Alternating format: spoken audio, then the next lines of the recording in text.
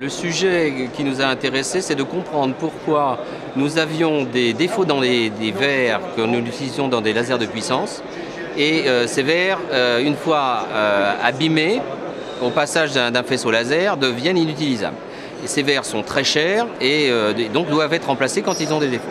Donc nous nous sommes intéressés à la physique de l'interaction entre le laser et le verre et on a essayé de comprendre ce qui se passait dans ce parcours intime de la lumière dans le verre. La physique se traduit par des équations que nous mettons en œuvre avec un calculateur et nous nous sommes aperçus que les temps de restitution de l'expérience étaient prohibitifs. Donc il nous a fallu trouver un moyen d'accélérer de façon significative ces calculs. Donc nous sommes partis sur des nouvelles architectures que proposait Bull à travers ces lames hybrides en utilisant des GPU et nous avons constaté, après un bon effort de programmation, que nous avions des gains substantiels en termes de temps de restitution des calculs. De ces calculs, nous avons réussi à interpréter le comportement du laser dans le verre et proposer un certain nombre d'améliorations qui vont conduire, nous l'espérons, au moment du passage en production, à une limitation des défauts constatés. Donc des gains d'utilisation du grand équipement qui est le laser mégajoule significatif et qui sont vraiment importants dans nos budgets. Le laser mégajoule dont je parlais il y a quelques instants est l'un des très grands équipements de physique dont s'est dotée la France, qui va nous servir à comprendre le fonctionnement intime de la matière pour réaliser des expériences de fusion nucléaire. Il y a deux voies privilégiées actuellement, la voie ITER, qui est une coopération internationale où on va faire de la fusion par confinement magnétique, d'une part, et le confinement inertiel, d'autre part, qui est fait sur des installations de type laser. Là, le principe en deux mots, c'est la lumière va servir à écraser une cible et mettre en condition un gaz qui a les bonnes propriétés et de produire de l'énergie de façon très importante.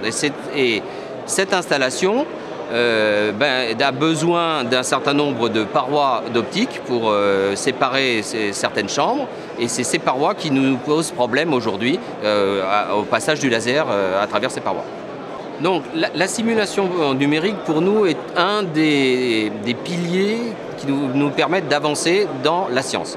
La partie expérimentale est bien évidemment incontournable, mais le développement de la simulation numérique nous permet de faire des progrès significatifs dans la compréhension de la physique et de ses implications.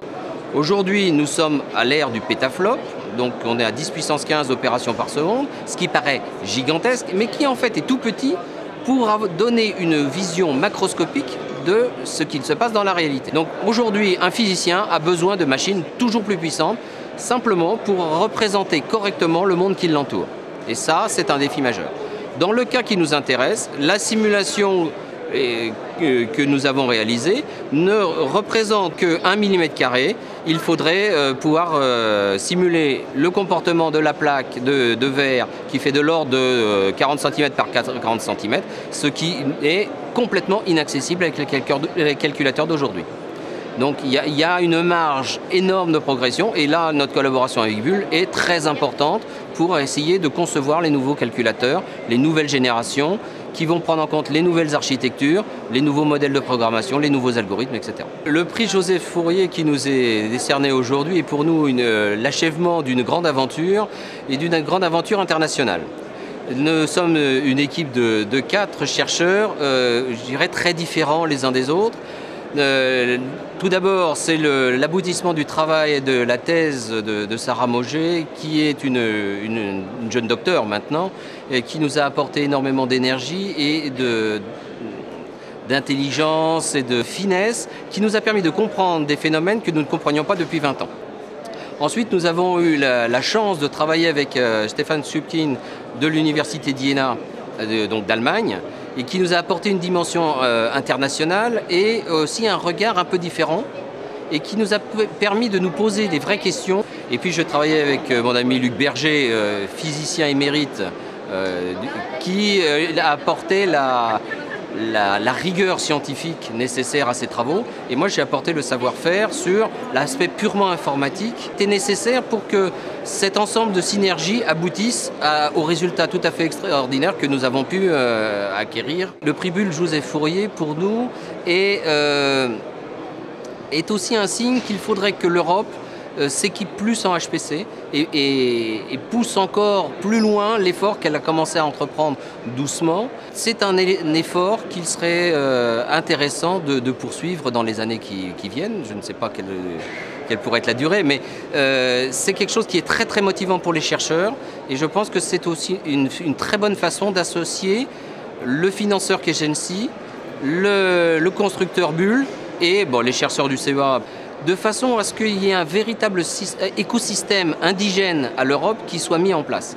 Il est très très important qu'un constructeur comme Bull ait une place, une assise en Europe qui soit reconnue et qui soit pérenne.